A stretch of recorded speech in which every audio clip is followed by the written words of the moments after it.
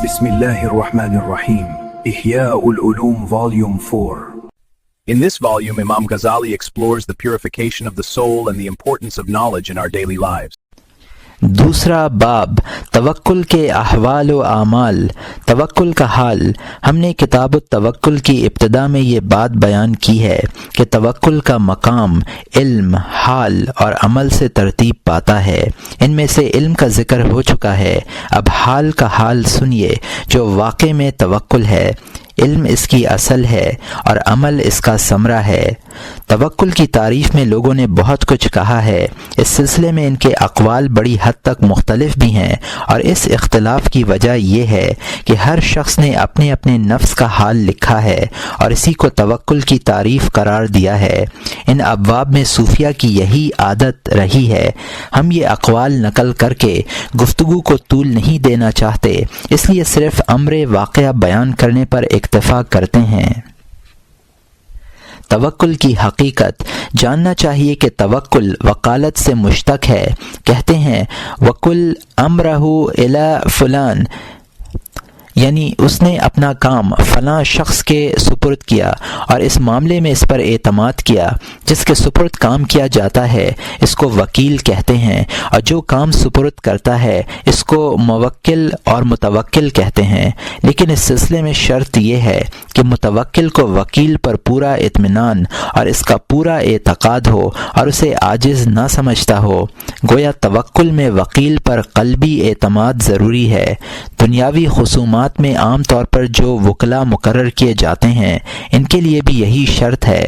चुनांचे अगर कोई शख्स तुम पर कोई झूठा इल्ज़ाम आयद करे या ज़बरदस्ती तुम्हारी कोई चीज़ कब्ज़ा ले तो तुम इसके फ़रेब और जुल्म के इज़ाले के लिए अपना वकील मुकर्रर करते हो। ये वकील काजी की अदालत में तुम्हारी ज़बान बनता है और तुम्हें मुद्दआ अलैह के जुल्म और फ़रेब से मुद्दआ अलैह के जुल्म और फ़रेब से निजात दिलाने की कोशिश करता है।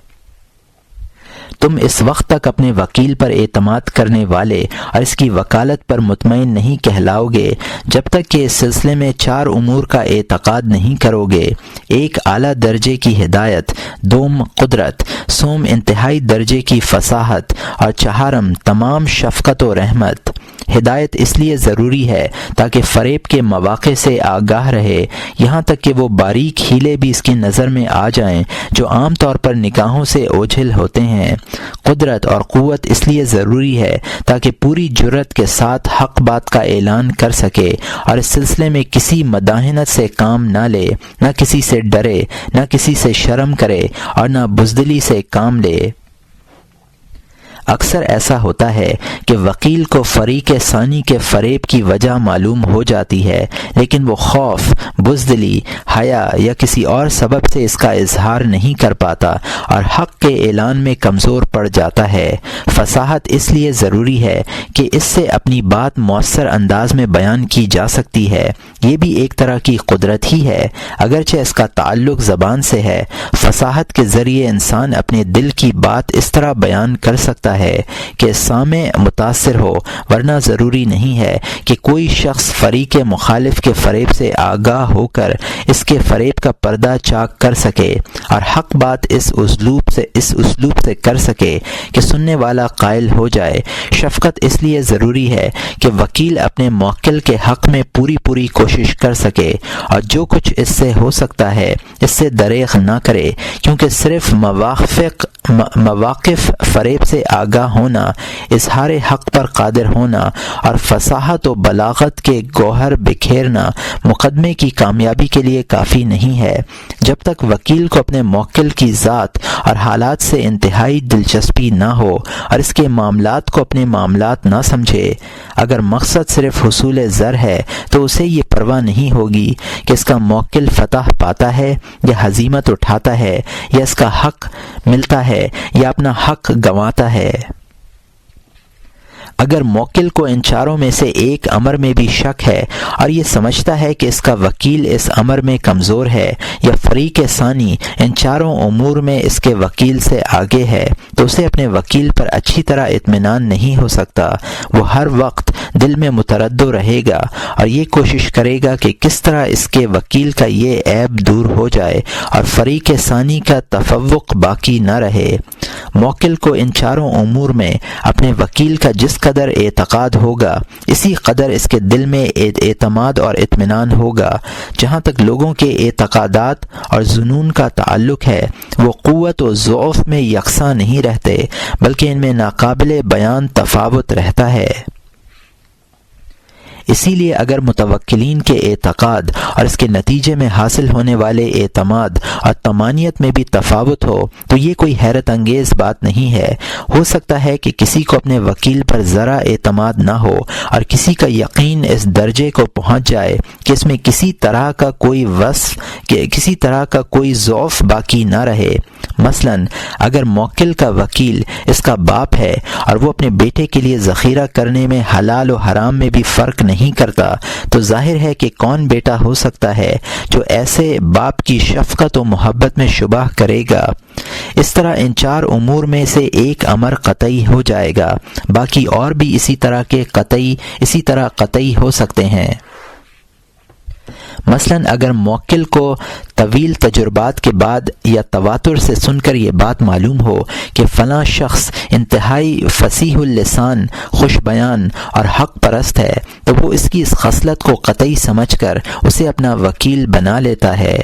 اگر تم اس مثال کے ذریعے توکل کی حقیقت جان گئے ہو تو اسی پر اللہ تعالی پر توکل کو بھی قیاس کر لو۔ اگر اعتقاد یا کشف کے ذریعے تمہارے دل میں یہ بات راسخ ہو جائے کہ اللہ کے سوا کوئی فاعل نہیں ہے، اور اس کے ساتھ ہی تم یہ اعتقاد بھی کرو کہ اللہ تعالی بندوں کے احوال پر اچھی طرح مطلع ہے اور ان کے لیے کافی ہونے پر قادر ہے، اور اس کی رحمت تمام مخلوقات کو محیط اور آسمان و زمین کے ذرے ذرے کو شامل اور عام ہے، اور یہ اعتقاد بھی رکھو کہ اس کی منتہائی قدرت کے بعد کوئی قدرت نہیں، اس کے منتہائی علم کے بعد کوئی علم نہیں، اس کے منتہائی رحمت و عنایت کے بعد کوئی رحمت و عنایت نہیں ہے۔ اگر اللہ تعالیٰ کے بارے میں تمہارے یہ پختہ خیالات اور اعتقادات ہیں تو تم اس پر یقیناً توکل کرو گے اور ہر حال میں اسی کی طرف توجہ کرتے رہو گے، نہ غیر کی طرف توجہ کرو گے، نہ اپنی ذات پر اور نہ اپنی قوت اور طاقت پر بھروسہ کرو گے، اس لیے کہ حول و قوت صرف اللہ تعالیٰ ہی کی طرف سے ہے، جیسا کہ ہم بار بار یہ اعلان کرتے ہیں، لا حول ولا قوت الا باللہ، نہیں ہے گناہ سے باز رہنے کی طاقت اور عبادت کی قوت مگر اللہ سے۔ اس میں حول سے حرکت مراد ہے اور قوت سے حرکت پر قدرت۔ عدم توکل کے دو سبب۔ اگر کسی شخص کے دل میں توکل کا یہ حال نہ ہو تو اس کے دو سبب ہو سکتے ہیں، یا تو یہ کہ ان چاروں امور میں سے کسی پر اس کا یقین کمزور ہوگا، یا اس کے سبب قلب کا ضعف، بزدلی اور پریشان خیالی ہوگی۔ بعض اوقات یقین کمزور نہیں ہوتا لیکن دل پر اوہام غالب ہوتے ہیں اور وہ اس کی طبیعت میں انحراف اور کجی پیدا کرتے ہیں، جیسے اگر کوئی شخص شہد کھا رہا ہو اور اس کے سامنے اسے پخانے سے تشبیہ دے دی جائے تو اس کے دل میں نفرت پیدا ہو جائے گی اور کھا نہیں پائے گا۔ اسی طرح اگر کسی صاحب عقل انسان سے کہا جائے کہ وہ کسی مردے کے ساتھ اس کی قبر میں یا اس کے کمرے میں یا اس کے بستر پر لیٹ جائے تو وہ اس کے لیے کبھی آمادہ نہیں ہوتا، حالانکہ وہ یہ بات اچھی طرح جانتا ہے کہ مردہ پتھر کی طرح بے جان اور بے حس ہے اور نقصان پہنچانے پر قادر نہیں ہے، اور نہ یہ اللہ تعالیٰ کی عادت ہے کہ وہ کسی شخص کو مارنے کے بعد زندہ فرما دے۔ اگرچہ زندہ کرنے پر قدرت رکھتا ہے، یہ ایسا ہی ہے جیسے اللہ تعالیٰ کاتب کے ہاتھ میں قلم کو سانپ نہیں بناتا یا کسی بلی کو شیر نہیں بناتا، حالانکہ وہ قلم کو سانپ اور بلی کو شیر بنانے پر قدرت رکھتا ہے۔ اس سے معلوم ہوا کہ اگرچہ ہر صاحب عقل کو یہ یقین ہے کہ مردہ نقصان نہیں پہنچا سکتا، مگر وہ اس کے ساتھ اس کے بستر پر یا اس کے قبر میں تنہا رہ کر رات گزارنے پر آمادہ نہیں ہے، حالانکہ اسے باقی تمام جمادات سے خوف نہیں آتا۔ دراصل یہ بزدلی اور نامردی ہے اور ایک طرح کا ضعف ہے۔ بہت کم لوگ اس طرح کے ضعف سے خالی ہوتے ہیں۔ بعض لوگ کچھ زیادہ ہی بزدل ہوتے ہیں، یہاں تک کہ بزدلی ان کے لیے مرض کی صورت اختیار کر لیتی ہے اور وہ تنہائی کے تصور سے بھی متوحش ہو جاتے ہیں۔ چہ جائی کا کسی مردے کے ساتھ تنہا ہوں۔ اطمینان اور یقین۔ حاصل کلام یہ ہے کہ کمال توکل کے لیے دل اور یقین دونوں کی قوت ضروری ہے۔ اس وقت دل کو اطمینان اور سکون نصیب ہوتا ہے، پھر محض یقین کی قوت کافی نہیں ہے اور نہ وہ تنہا باعث اطمینان ہو سکتا ہے جب تک کہ دل میں قوت ہو۔ دراصل دل کا اطمینان ایک الگ چیز ہے اور یقین ایک الگ چیز ہے۔ بعض اوقات آدمی میں یقین ہوتا ہے لیکن اسے اطمینان نہیں ہوتا، جیسے حضرت ابراہیم علیہ الصلاۃ والسلام نے بارگاہ ایزدی میں یہ دعا کی کہ انہیں مردوں کو زندہ کرنے کی کیفیت دکھلا دی جائے۔ باری تعالی نے ارشاد فرمایا، اولم تؤمن، کیا آپ نے یقین نہیں کیا؟ حضرت ابراہیم علیہ السلام نے جواب میں عرض کیا، بلا ولکن لیطمئن قلبی، پارہ نمبر 3 رکوع نمبر 3 آیت نمبر 26، کیوں نہیں، لیکن تاکہ میرا دل مطمئن ہو جائے۔ مطلب یہ ہے کہ یقین تو ہے لیکن مشاہدے سے دل کو جو قرار اور اطمینان حاصل ہوتا ہے وہ میسر نہیں ہے۔ ابتدا میں یقین اطمینان کا باعث نہیں بنتا، لیکن آہستہ آہستہ اس سے نفس مطمئنہ تشکیل پا جاتا ہے۔ بہت سے لوگ ایسے بھی ہیں جنہیں یقین نہیں ہوتا لیکن اطمینان ہوتا ہے، جیسے یہودی اور عیسائی اپنے اپنے مذہب پر مطمئن ہیں، حالانکہ اس کی حقانیت پر یقین نہیں رکھتے، صرف ہٹ دھرمی کی بنیاد پر اپنے مذہب کی پیروی کرتے ہیں اور ان احکامات سے انحراف کرتے ہیں جو ان کے مذہب کی تنسیخ سے متعلق خدا کے پاس سے نازل ہو چکے ہیں۔ اس سے معلوم ہوا کہ بزدلی اور جرأت انسانی طبائع میں داخل ہیں اور ان کی موجودگی میں یقین مفید نہیں ہوتا۔ یہ بھی توکل کے مخالف اسباب میں سے ایک سبب ہے۔ جیسے ایک سبب یہ ہے کہ مذکورہ بالا 4 امور میں سے کسی ایک پر یقین کمزور ہو۔ جب یقین اور اطمینان کے تمام اسباب مجتمع ہو جاتے ہیں تو اللہ تعالیٰ پر یقین کامل ہو جاتا ہے۔ تورات میں یہ روایت بیان کی گئی ہے کہ جو شخص اپنے جیسے کسی انسان پر توکل کرتا ہے وہ لعنت کا مستحق ہے۔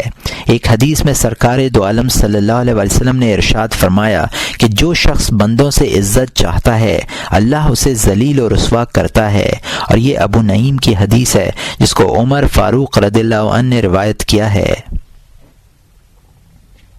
حالت توکل کے 3 درجے۔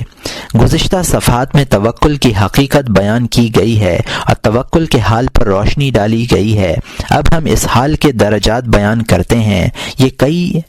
یہ کل 3 درجے ہیں اور حالت توکل کی قوت و ضعف پر مبنی ہیں۔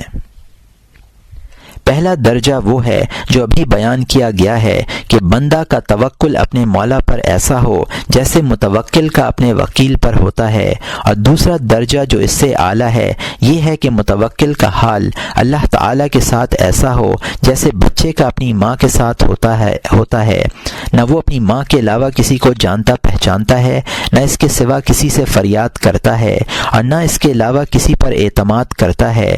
جب اسے دیکھتا ہے تو اس کے بدن سے لپٹ جاتا ہے، وہ مارتی بھی ہے تو اسی کے دامن میں پناہ لینے کی کوشش کرتا ہے۔ اس کی موجودگی میں یا عدم موجودگی میں کوئی تکلیف دہ واقعہ پیش آتا ہے تو زبان پر سب سے پہلے ماں ہی کا نام آتا ہے اور سب سے پہلے اسی کا خیال دل میں آتا ہے۔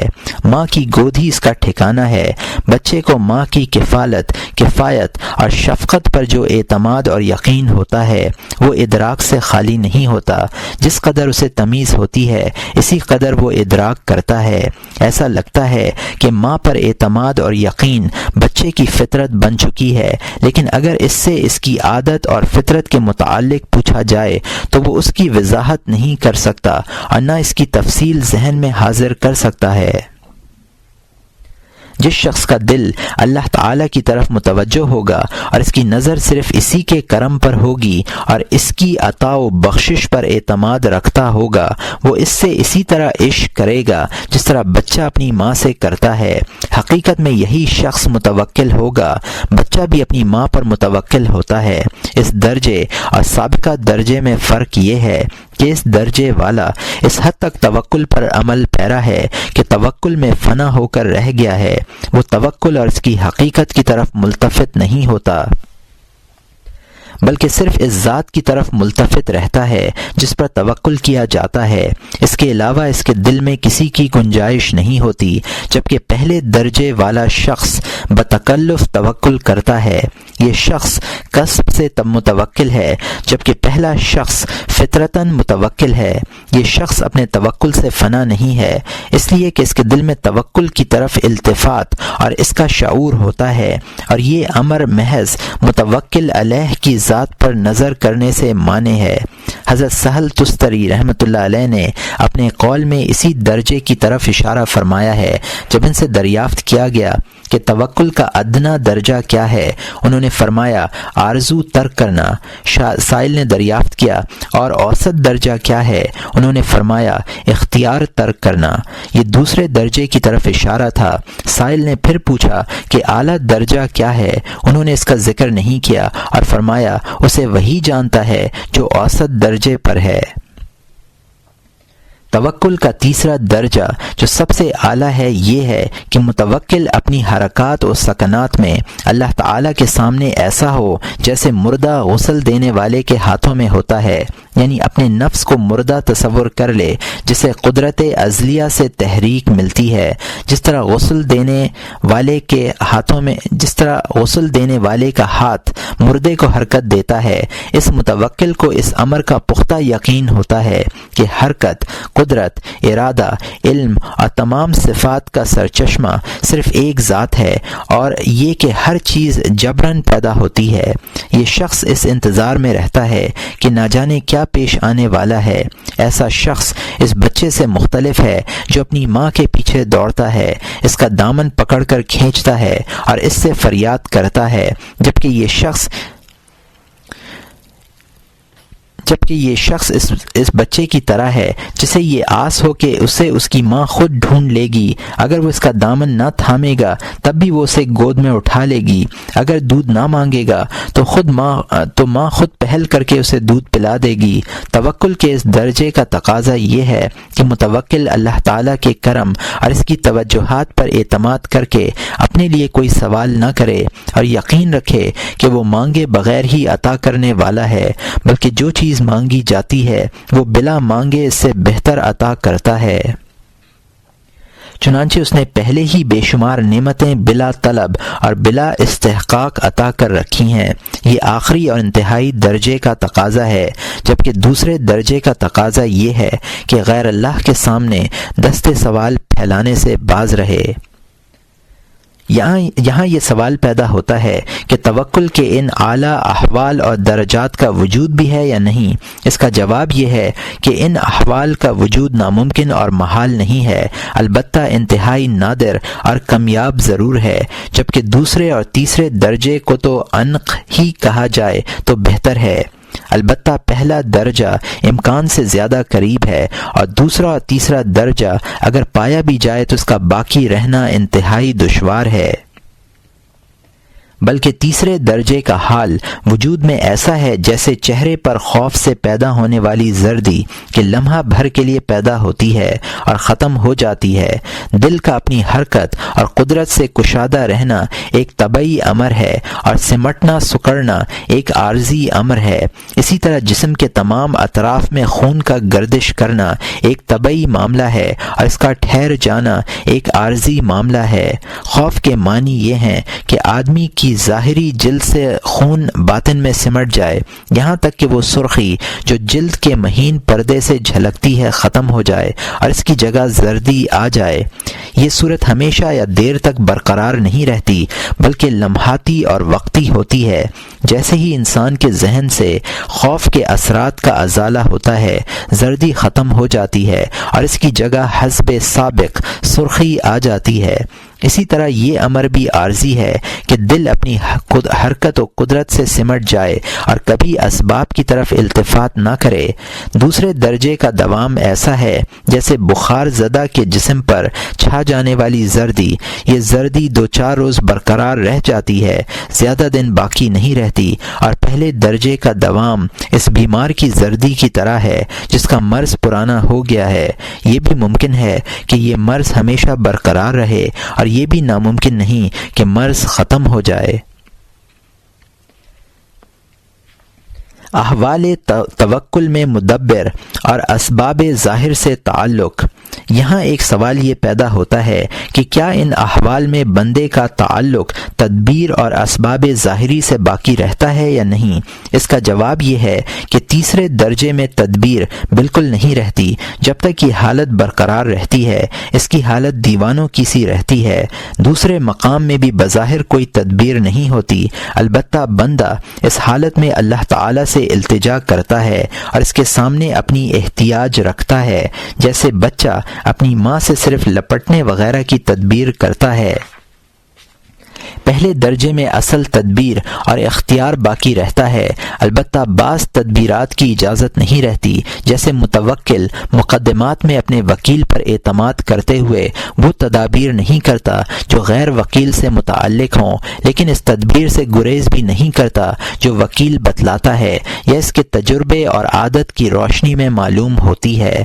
مثلا اگر وکیل یہ کہے کہ میں تیری وکالت اسی وقت کروں گا جب تو مقدمے کی سماعت کے وقت عدالت میں موجود رہے گا، چنانچہ موکل حاضر رہنے کی تدبیر کرتا ہے۔ اسی طرح اگر تدابیر پر عمل کرنے کو وکالت کے خلاف نہیں کہا جا سکتا، یعنی یہ نہیں کہا جا سکتا کہ موکل اپنے وکیل سے منحرف ہے اور اظہار حجت میں محض عزت و منزلت پر بھروسہ کرتا ہے، بلکہ تمام توکل کے لیے ضروری ہے کہ وکیل نے جو راہ اس کے لیے متعین کر دی ہے اس پر چلے۔ اگر بالفرض اسے اپنے وکیل پر توکل اور اعتماد نہ ہوتا تو اس کے کہنے سے عدالت میں کیوں حاضر ہوتا؟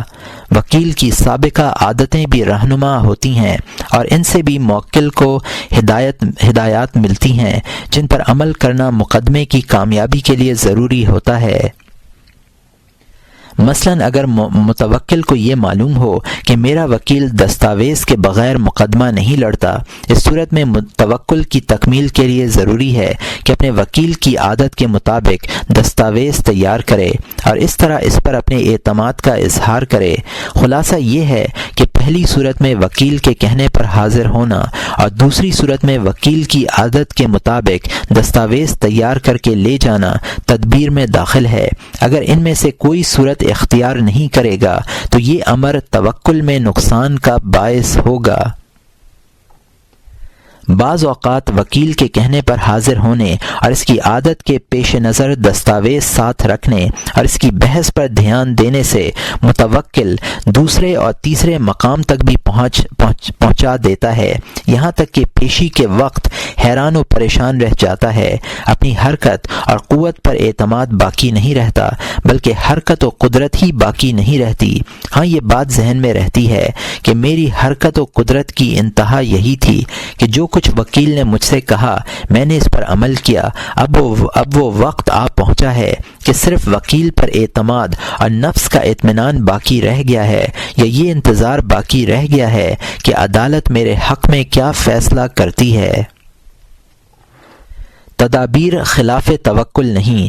اس تفصیل سے توکل پر ہونے والے اعتراضات خود بخود ختم ہو جاتے ہیں اور یہ بات واضح ہو جاتی ہے کہ توکل کے لیے تمام تدابیر ترک کرنا شرط نہیں ہے۔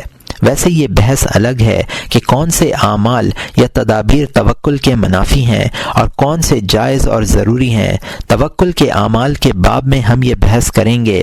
یہاں صرف یہ بات واضح کرنی ہے کہ اگر متوکل اپنے وکیل کے کہنے پر عدالت میں حاضر ہو یا اس کی عادت کے پیش نظر دستاویزات ساتھ لے کر آئے تو یہ امر توکل کے خلاف نہیں ہے، کیونکہ وہ اس حقیقت سے واقف ہے کہ اگر وکیل نہ ہوتا تو میرا حاضر ہونا اور دستاویزات ساتھ لے کر آنا کسی بھی طرح مفید نہیں تھا۔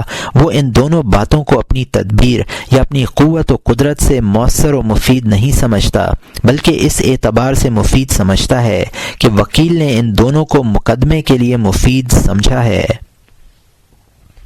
اگر وہ مفید نہ سمجھتا تو ہرگز مفید نہ ہوتیں۔ اس لیے قوت و قدرت جو کچھ ہے وہ صرف وکیل کے لیے ہے، مگر دنیاوی وکیل کے لیے یہ جملہ کہنا اچھا نہیں ہے، اور نہ وکیل کے حق میں اس کلمے کے معنی پورے ہوتے ہیں، کیونکہ وہ وکیل کی اس قوت و قدرت کا خالق نہیں ہے، بلکہ انہیں مفید بنانے میں مؤثر ہے، اور اگر وہ مفید نہ بناتا تو کبھی مفید نہ ہوتیں۔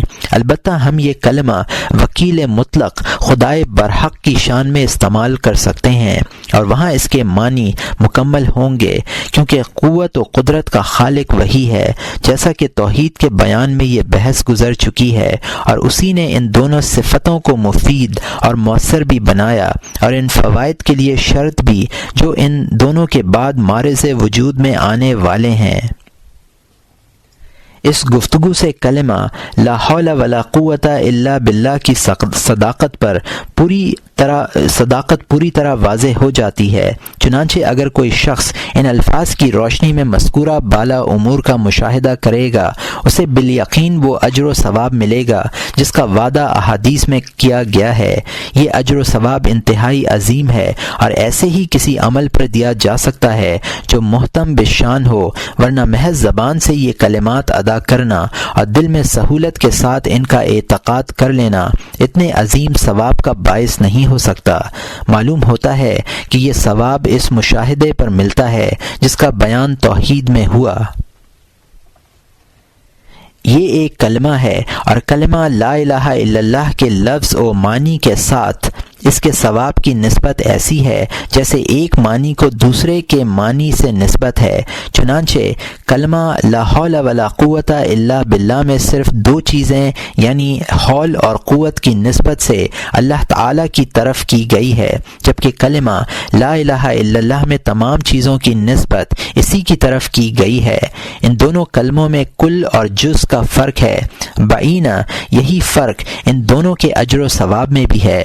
ہم نے پہلے بھی تفصیل کے ساتھ لکھا ہے کہ توحید کے دو چھلکے اور دو مغز ہوتے ہیں۔ اس کلمے اور تمام کلمات کے لیے بھی یہی بات ہے، لیکن عام طور پر لوگ ان دونوں چھلکوں میں الجھ کر رہ جاتے ہیں، مغز تک نہیں پہنچ پاتے، حالانکہ اصل مغز ہے، اور احادیث میں اجر و ثواب کا وعدہ انہی لوگوں کے لیے ہے جو مغز اختیار کرتے ہیں، جیسا کہ سرکار دو عالم صلی اللہ علیہ وسلم نے ارشاد فرمایا، من قال لا الہ الا اللہ صادقا من قلبہ مخلصا وجبت لہ الجنہ۔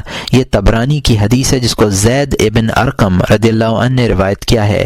جس شخص نے دل کی سچائی اور خلوص کے ساتھ لا الہ الا اللہ کہا، اس کے لیے جنت واجب ہو گئی۔ بعض روایات میں کلمہ لا الہ الا اللہ کے ساتھ اخلاص اور صدق کی قید نہیں ہے، وہاں مطلق سے مقید مراد ہے۔ بعض جگہ مغفرت کو ایمان اور عمل صالح پر موقوف فرمایا ہے، اور بعض جگہ صرف ایمان ہی کو مدار مغفرت قرار دیا گیا ہے۔ ایسے تمام مواقع پر ایمان سے مطلق ایمان مراد نہیں ہے، بلکہ عمل صالح کی قید ہر جگہ موجود تصور کی جائے گی۔ اور یہاں مترجم نے حاشیے میں لکھا ہے کہ یہ بحث کتاب العقائد میں گزر چکی ہے، اور یہاں مترجم کا حاشیہ ختم ہوتا ہے۔ اخلاص اور صدق کی قید اس لیے لگائی گئی ہے کہ آخرت محض زبانی گفتگو سے ملنے والی نہیں ہے۔ زبانی گفتگو کیا ہے؟ محض زبان ہلانا۔ دل کا اعتقاد بھی ایک گفتگو ہے، گو نفس کی گفتگو ہے، لیکن صدق و اخلاص زبان اور دل کی گفتگو سے الگ چیز ہے۔ سلطنت اخروی کے تحت تخت پر صرف مقربین جلوہ افروز ہوں گے، اور مقربین وہ لوگ ہیں جن میں اخلاص ہو۔ مرتبے میں ان سے قریب تر اصحاب یمین ہوں گے، ان کے لیے بھی اللہ تعالیٰ کے یہاں بے شمار اعلیٰ ترین درجات ہیں، مگر مقربین مخلصین کا درجہ انہیں نصیب نہ ہوگا۔ چنانچہ قرآن کریم کی سورہ واقعہ میں اللہ تعالیٰ نے جہاں مقربین سابقین کا ذکر فرمایا ہے، وہاں اس تخت کا بھی ذکر ہے جس پر وہ متمکن ہوں گے۔ علی سرر مودون متکئین علیہا متقابلین، پارہ نمبر 27 رکوع نمبر 14 آیت نمبر 15 اور 16۔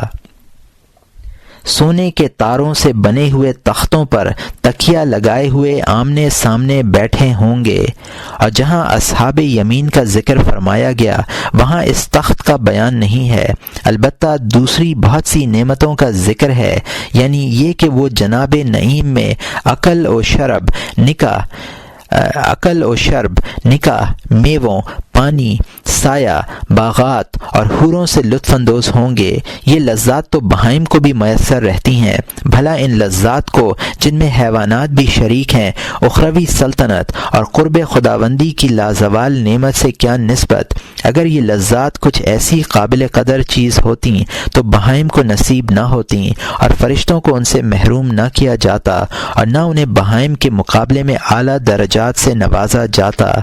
بہائم کو یہ تمام نعمتیں عموماً حاصل رہتی ہیں، باغات کی سیر کرتے ہیں، چشمہ آب رواں سے سیراب ہوتے ہیں، درختوں کی سرسبزی اور شادابی کا مظاہرہ کرتے ہیں، طرح طرح کی غذائیں کھاتے ہیں اور مادہ بہائم سے مجامعت کرتے ہیں۔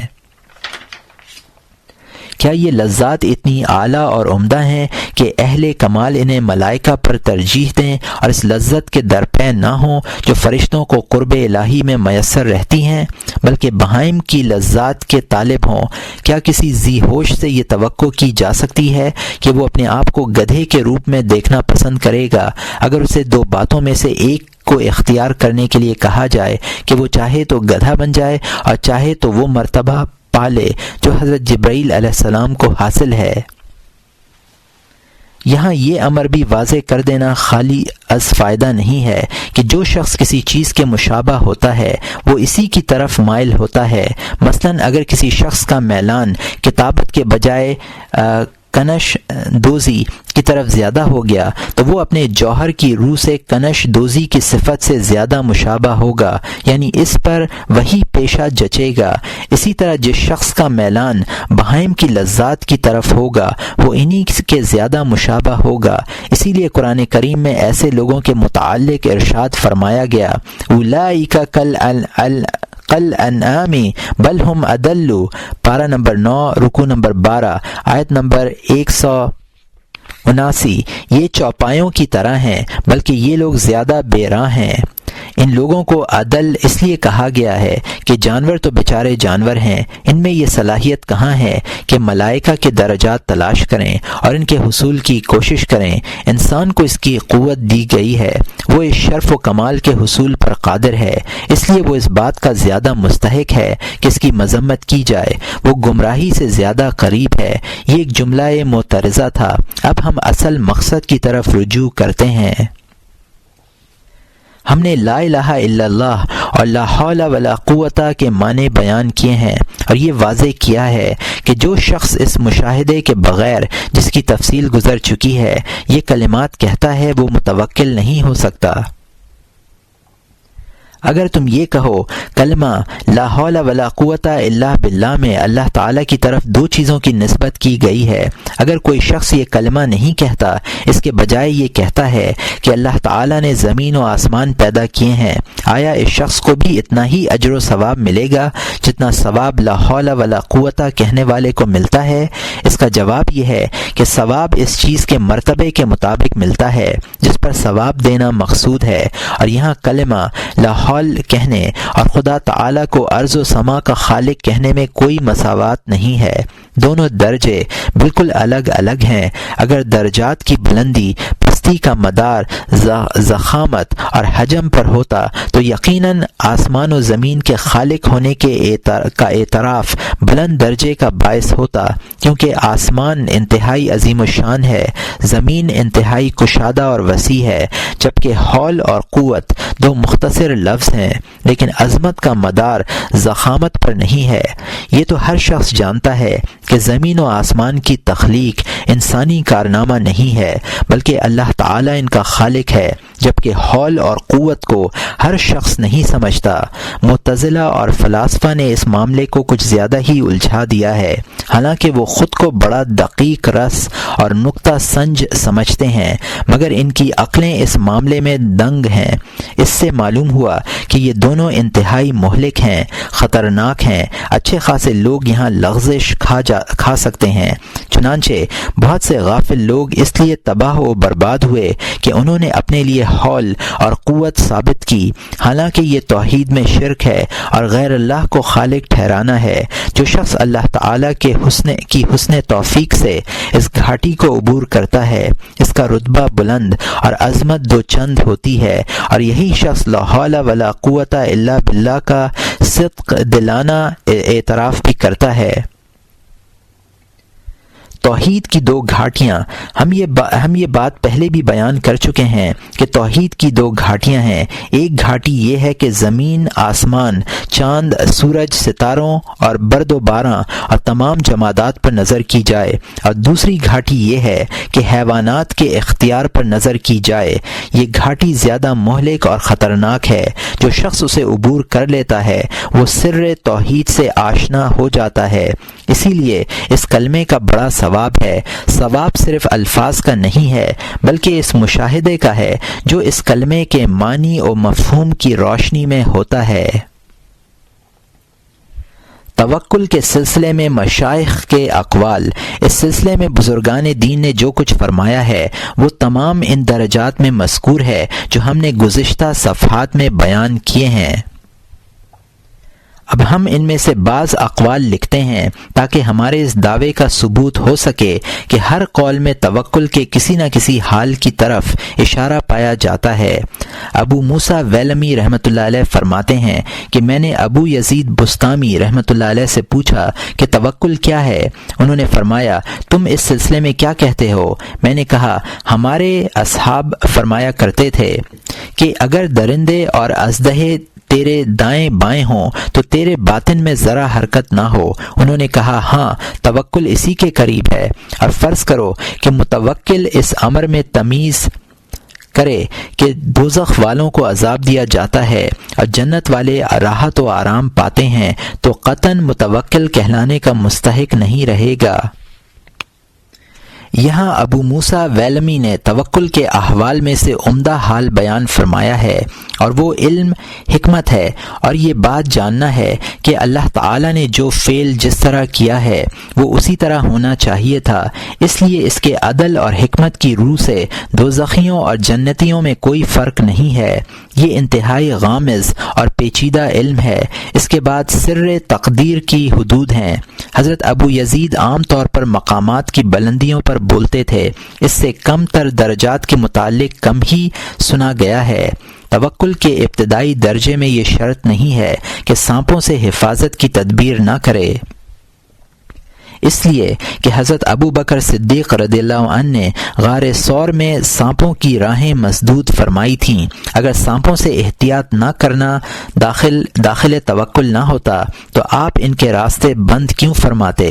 البتہ اتنا کہا جا سکتا ہے کہ یہ ممکن ہے کہ انہوں نے پاؤں سے راستہ بند کر دیا ہو اور باطن میں ان کے خوف سے کوئی تغیر رونما نہ ہوا ہو، یا یہ کہا جا سکتا ہے کہ انہوں نے سرکار دو عالم صلی اللہ علیہ وسلم کی محبت اور شفقت کے نقطہ نظر سے ایسا کیا ہو۔ اپنے نفس کا حق ان کے پیش نظر نہ رہا ہو۔ توکل باطن کی ایک ایسی تحریک یا تغیر سے ضائع ہو جاتا ہے جس سے صرف اپنے نفس کی منفعت مقصود ہو۔ بہرحال حضرت ابو بکر رضی اللہ عنہ کے واقعے میں تعویلات کی جا سکتی ہیں، لیکن ہم یہ کہتے ہیں کہ اس طرح کے امور توکل کے خلاف نہیں ہیں، اس لیے کہ سانپوں کو دیکھ کر باطن کا جنبش کرنا خوف ہے، اور متوکل کو سانپوں کو مسلط کرنے والے سے ڈر کا حق پہنچتا ہے، اس لیے کہ سانپوں کو صرف اللہ ہی سے حرکت و قدرت ملی ہے۔ اس لیے اگر کوئی شخص سانپوں سے احتراز کرے تو اپنی تدبیر، حول اور قدرت پر بھروسہ نہ کرے، بلکہ اللہ تعالیٰ کے حول و قوت اور تدبیر پر اعتماد کرے۔ حضرت ذوالنون مصری رحمۃ اللہ علیہ سے توکل کے متعلق دریافت کیا گیا تو انہوں نے فرمایا، ارباب سے لا تعلقی اور اسباب کا ترک۔ ارباب سے لا تعلقی کے ذریعے علم و توحید کی طرف اشارہ کیا گیا ہے، اور ترک اسباب سے اعمال کی طرف اشارہ ہے۔ اس قول میں صراحت کے ساتھ حال کا ذکر نہیں ہے، اگرچہ ضمناً اس کی تعریف بیان کی گئی ہے۔ اس کے بعد لوگوں نے ان سے عرض کیا کہ کچھ اور زیادہ بیان کیجیے۔ انہوں نے فرمایا، نفس کو عبودیت میں ڈالنا اور ربوبیت سے نکالنا۔ اس قول میں ہر طرح کے حول اور قوت سے براءت کا اظہار ہے۔ حمدون قصار سے توکل کے متعلق دریافت کیا گیا، انہوں نے فرمایا کہ اگر کسی شخص کے پاس 10,000 درہم موجود ہوں اور اس پر ایک دمڑی قرض ہو تو اس بات سے بے خوف نہ رہے گا کہ مر جاؤں گا اور یہ قرض ادا نہ ہو پائے گا، اور اگر 10,000 درہم کا قرض ہو اور ملکیت میں ایک دمڑی بھی نہ ہو تو اللہ تعالیٰ سے اس کی ادائیگی کی امید رکھے۔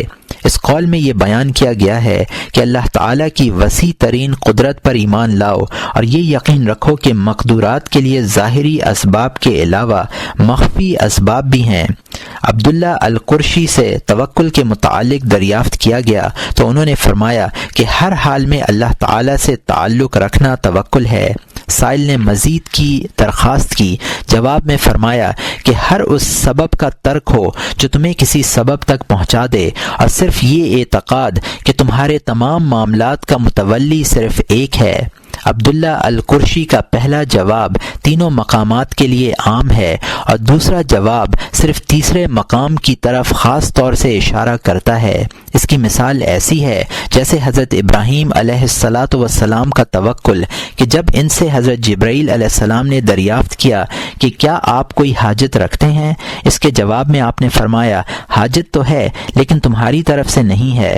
حضرت جبرائیل علیہ السلام کی درخواست ایک ایسا سبب تھی جو دوسرے سبب کا باعث بنتی، اور وہ یہ کہ حضرت جبرائیل علیہ السلام آپ کے تحفظ کے لیے اقدامات کریں، لیکن حضرت ابراہیم نے اپنی ضرورت کو اس اعتماد کی وجہ سے اظہار نہیں کیا کہ اگر اللہ تعالیٰ کو میری حفاظت منظور ہوگی تو جبرائیل کو مسخر فرما دے گا، اور منظور نہیں ہوگی تو میرے کہنے سے کوئی فائدہ نہ ہوگا۔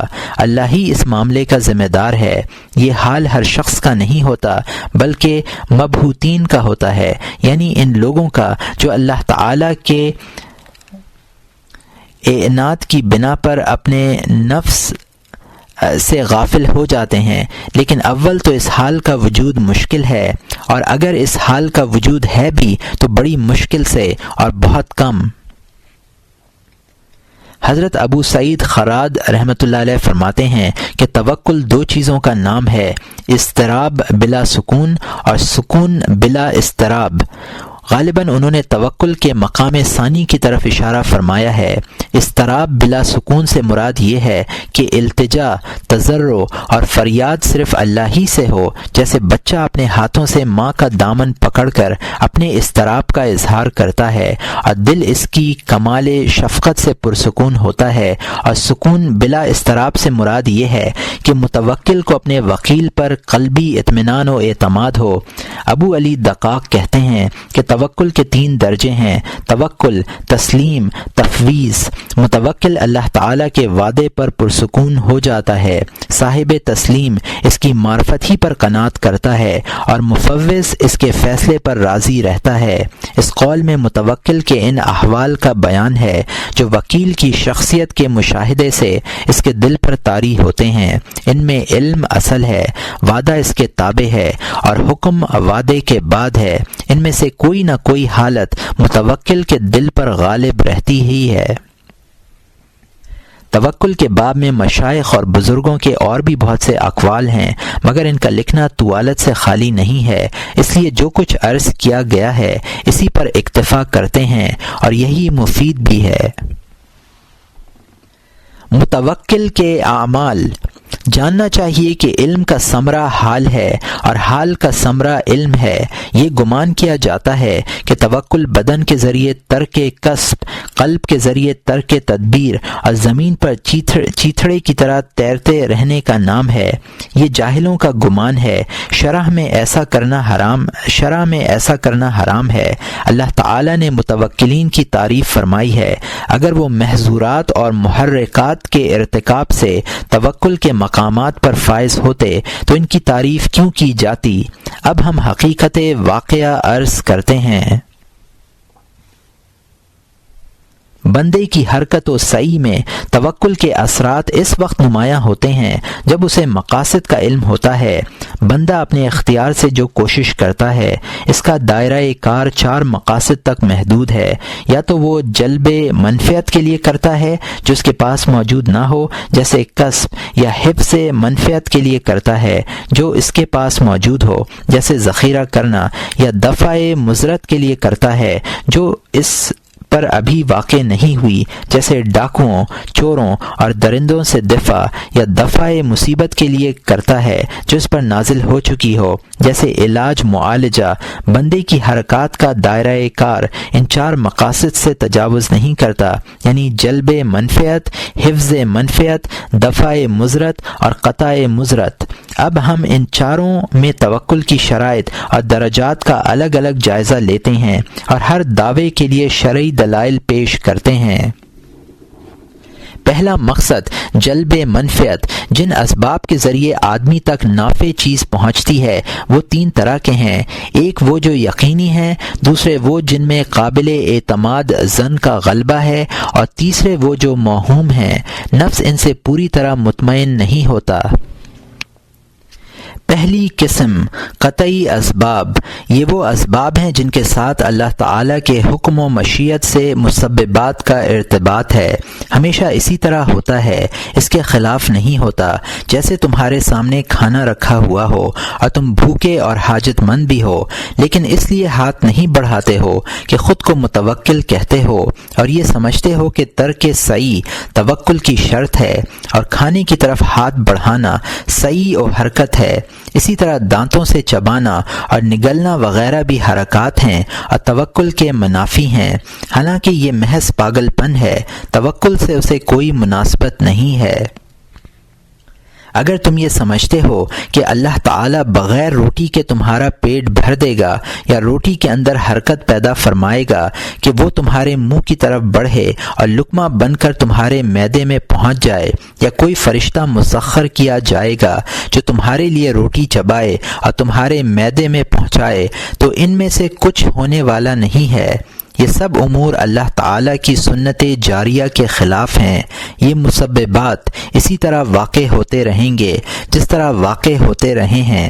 اسی طرح اگر تم کاشت نہیں کرتے اور یہ توقع کرتے ہو کہ اللہ تعالیٰ تمہارے لیے غلہ پیدا فرمائے گا، یا تم بیوی سے ہم بستر نہیں ہوگے اور یہ امید کرتے ہو کہ تمہاری بیوی بچہ جنے گی، جس طرح حضرت مریم علیہ السلام نے شوہر کے بغیر بچہ جنا تھا، تو یہ تمام باتیں جنون اور پاگل پن ہیں۔ ان مواقع پر عمل ترک کرنے کا نام توکل نہیں ہے، بلکہ توکل علم اور حال دونوں سے عبارت ہونا چاہیے۔ علم اس بات کا ہو کہ اللہ تعالیٰ نے کھانا، ہاتھ، دانت اور حرکت کی قوت پیدا کی ہے، اور وہی ہے جو تمہیں کھلاتا اور پلاتا ہے، اور عمل یہ ہے کہ تمہارے قلب کا قرار اور اعتماد اللہ تعالیٰ پر ہو، ہاتھ اور کھانے پر نہ ہو۔ تم اپنے ہاتھ کی صحت پر کیسے اعتماد کر سکتے ہو سکتا ہے وہ فی الحال خشک ہو جائے یا فالج کا شکار ہو جائے۔ اسی طرح تم اپنی قوت و قدرت پر کیسے اعتماد کر سکتے ہو سکتا ہے تم پر کوئی ایسی کیفیت طاری ہو جس سے تمہاری عقل زائل ہو جائے اور تمہاری حرکت کرنے کی قوت ختم ہو جائے۔ اسی طرح تم کھانے کی موجودگی پر اطمینان کیسے کر سکتے ہو سکتا ہے اللہ تعالیٰ تم پر کوئی ایسی مصیبت مسلط کر دے جو کھانے سے تمہیں غافل کر دے، یا سانپ بھیج کر تمہیں بھاگنے پر مجبور کر دے، اور اس طرح تمہارے اور کھانے کے درمیان دوری واقع ہو جائے۔ یہ احتمالات ہیں اور ان سے محفوظ رہنا فضل خداوندی کے بغیر ممکن نہیں ہے۔ جب یہ صورتحال ہو تو آدمی کو اسی ذات پر بھروسہ کرنا چاہیے جو اسے محفوظ رکھتا ہے۔ اگر اس کے علم اور حال کا عالم یہ ہے تو اسے کھانے کی طرف ہاتھ بڑھانا چاہیے، اس حرکت سے بھی وہ متوکل ہی رہے گا۔ دوسری قسم ظنی اسباب۔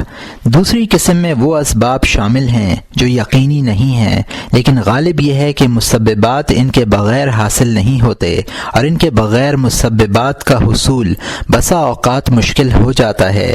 مثلا اگر کوئی شخص شہروں اور قافلوں سے جدا ہو کر ایسے جنگلوں میں سفر کرے جن میں انسانوں کی آمد و رفت بہت کم ہو، اور اس سفر میں زیادہ راہ ساتھ نہ لے، زیادہ راہ ساتھ لے کر اس طرح کے اسفار کرنا توکل کے لیے شرط نہیں ہے، بلکہ بزرگوں کا اسوہ یہ رہا ہے کہ وہ اپنے ساتھ توشہ رکھتے تھے اور اسے توکل کے خلاف نہیں سمجھتے تھے، بشرط یہ کہ مسافر کو اپنے اللہ کے فضل پر کامل اعتماد ہو۔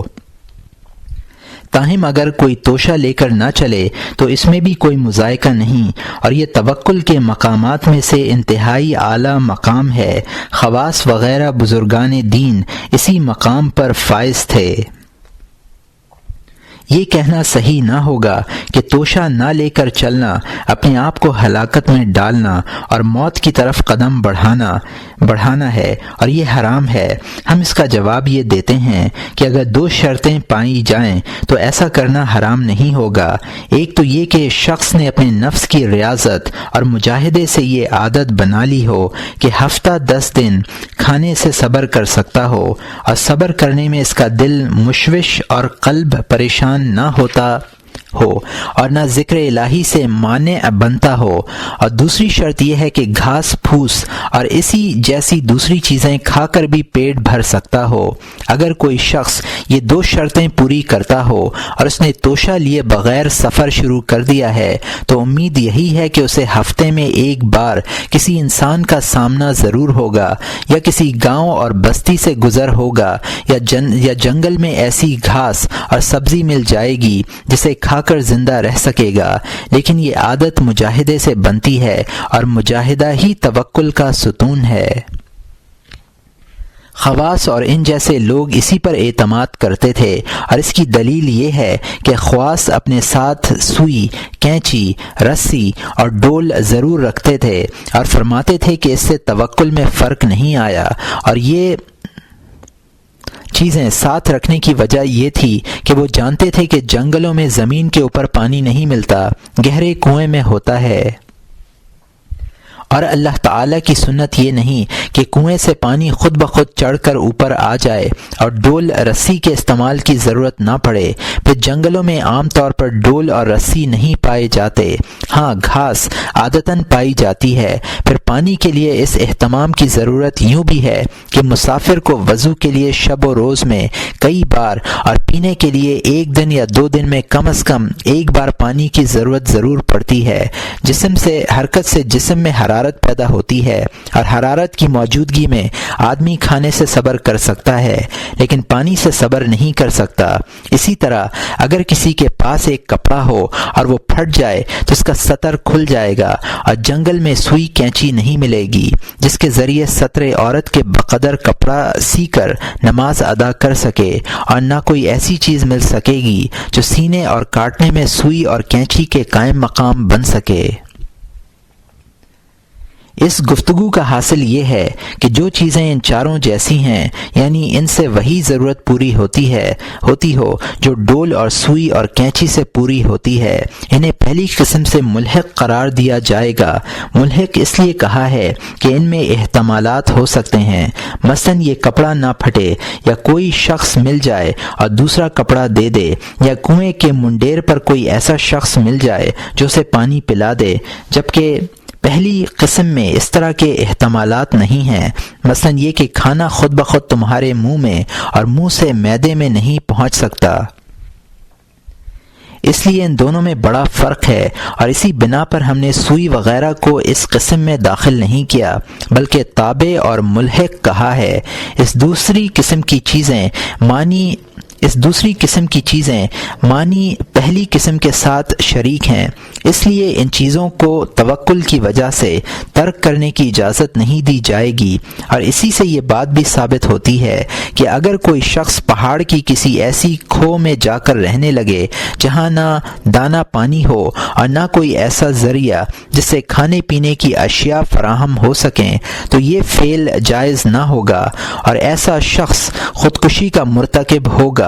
کسی زاہد کا واقعہ بیان کیا جاتا ہے کہ وہ آبادی سے نکل کر پہاڑی کی کھو میں جا بیٹھا اور 7 روز تک بھوکا پیاسا وہیں مقیم رہا۔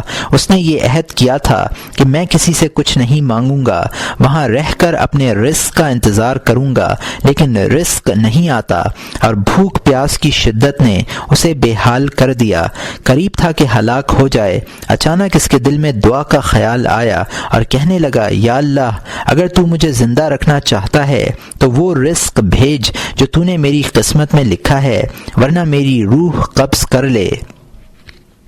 ندا آئی کہ مجھے میری عزت کی قسم ہے، میں تجھے اس وقت تک رزق نہیں دوں گا جب تک تو آبادی کا رخ نہیں کرے گا اور لوگوں میں جا کر نہیں بیٹھے گا۔ چنانچہ وہ شخص شہر گیا اور لوگوں کے پاس جا کر بیٹھا، کوئی اس کے لیے کھانا لے کر آیا، کسی نے پانی پیش کیا، اس نے کھایا پیا اور دل میں وسوسے کا شکار ہو گیا۔ آواز آئی، کیا تو اپنے زہد سے میری حکمت ضائع کرنا چاہتا ہے؟ کیا تجھے یہ بات معلوم نہیں ہے کہ میں اپنے بندوں کو بندوں ہی کے ذریعے رزق پہنچانا اس سے بہتر سمجھتا ہوں کہ اپنے دست قدرت سے پہنچاؤں؟ خلاصہ یہ ہے کہ اسباب سے دوری باری تعالیٰ کی حکمت کے خلاف ہے اور اللہ تعالیٰ کی سنت سے ناواقفیت ہے، اور اللہ تعالیٰ کی سنت مقررہ کے مطابق اس طرح عمل کرنا کہ اس پر اعتماد ہو، اسباب پر نہ ہو، توکل کے خلاف نہیں ہے، جیسا کہ ہم نے مقدمات کے وکیل کی مثال دے کر یہ بات واضح کر دی ہے۔ اسباب ظاہری اور مخفی اسباب، لیکن یہاں اسباب کی 2 قسمیں ہیں، ظاہری اور مخفی۔ بندہ کو چاہیے کہ وہ ظاہری اسباب سے اعراض کرے اور مخفی اسباب پر اکتفا کرے، ساتھ ہی اس کا دل مسبب الاسباب پر مطمئن ہو، اسباب پر مطمئن نہ ہو۔ کسب اور توکل، یہاں ایک بحث اور پیدا ہوتی ہے، اور وہ یہ کہ آدمی کا بغیر کسی پیشے اور ذریعہ آمدنی کے شہر میں بیٹھے رہنے کا حکم ہے، حرام ہے یا مباح ہے یا مستحب ہے؟ اس کا جواب یہ ہے کہ ایسا کرنا حرام نہیں ہے، اس لیے کہ جب جنگل میں زاد راہ کے بغیر گھومنے والا اپنی جان تلف کرنے والا نہیں مانا گیا تو یہ شخص اپنے نفس کو ہلاک کرنے والا کیسے کہا جائے گا، اور اس کے عمل کو حرام کس لیے کہا جائے گا؟ ہو سکتا ہے اسے کسی ایسی جگہ سے رزق مل جائے جس کا اسے گمان بھی نہ ہو، تاہم اس میں خیر ہو سکتی ہے، اور اس کے لیے اس وقت تک صبر کرنا ممکن ہے کہ کوئی اسے کھانے پینے کا سامان دے۔ لیکن اگر کوئی شخص گھر کا دروازہ اس طرح بند کر کے بیٹھ جائے کہ نہ خود باہر نکلے نہ کسی دوسرے کو اندر آنے دے تو یہ حرام ہے۔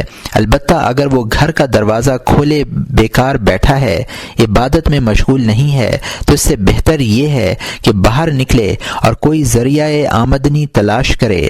حرام اس کے فعل کو بھی نہیں کہا جا سکتا الا یہ کہ موت سے قریب ہو جائے۔ اس صورت میں گھر سے باہر نکل کر سوال کرنا اور کمانا ضروری ہے۔ اگر کوئی شخص اپنے قلب کے ساتھ اللہ تعالی سے مشغول ہو اور لوگوں پر نظر نہ رکھتا ہو اور نہ کسی ایسے شخص کا منتظر ہو جو اس کے لیے کھانا لے کر آئے، بلکہ اس کی نظر صرف اللہ تعالیٰ پر ہو اور اس کی عبادت میں مشغول ہو، یہ توکل کے مقامات میں سے افضل ترین مقام ہے۔ اللہ تعالیٰ کے ذکر و فکر میں مشغول۔ بعض علماء نے بڑی صحیح بات کہی ہے کہ جو بندہ اپنے رزق سے راہ فرار اختیار کرتا ہے، رزق اسے تلاش کر لیتا ہے، جیسے موت سے فرار ہونے والے کو موت ڈھونڈ لیتی ہے۔ یہ بھی کہا گیا ہے کہ جو شخص یہ دعا کرے گا کہ اے اللہ مجھے رزق عطا نہ کر، اس کی دعا قبول نہیں ہوگی، گناہ گار ہوگا، اور بارگاہ ایزدی سے اسے یہ خطاب ہوگا کہ اے جاہل، یہ کیسے ہو سکتا ہے کہ تجھے پیدا کروں اور رزق نہ دوں۔ حضرت عبداللہ ابن عباس رضی اللہ عنہ فرماتے ہیں کہ لوگ ہر معاملے میں مختلف نظر آتے ہیں، لیکن رزق اور موت کے سلسلے میں ان کا اتفاق ہے کہ وہی رزق دینے والا ہے اور وہی موت دینے والا ہے۔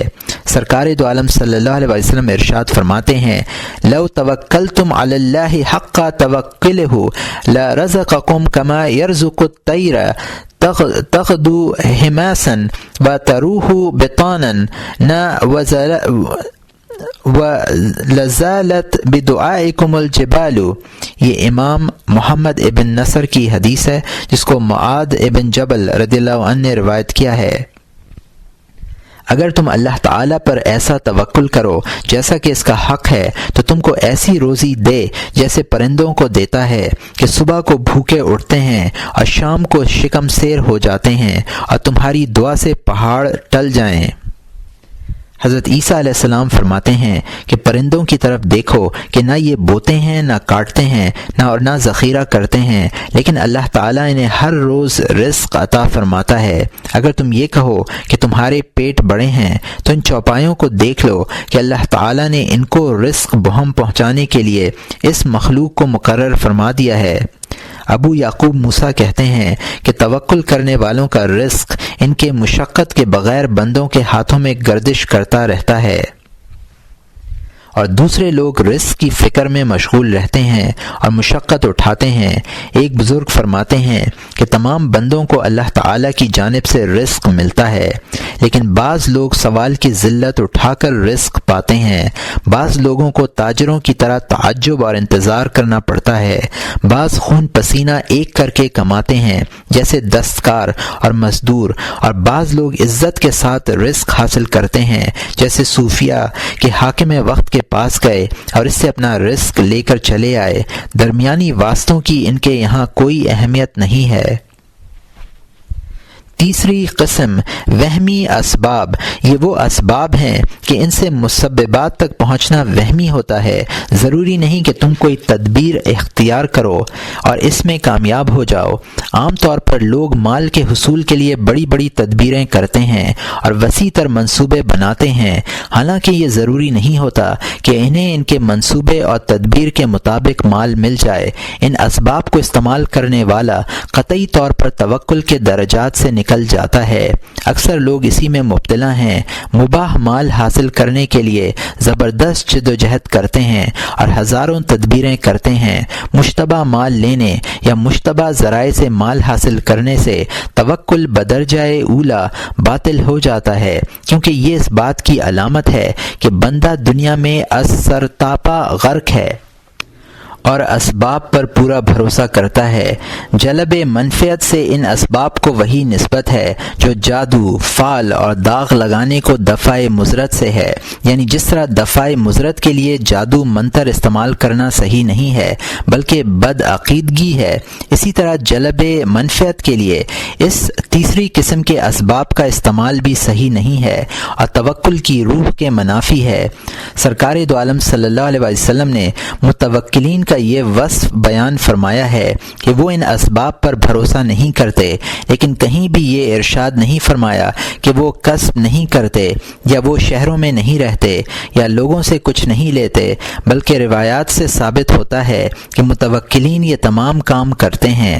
تیسری قسم کے اسباب جن سے مسببات کا حصول یقینی یا غالب ظنی نہیں ہوتا بے شمار ہیں۔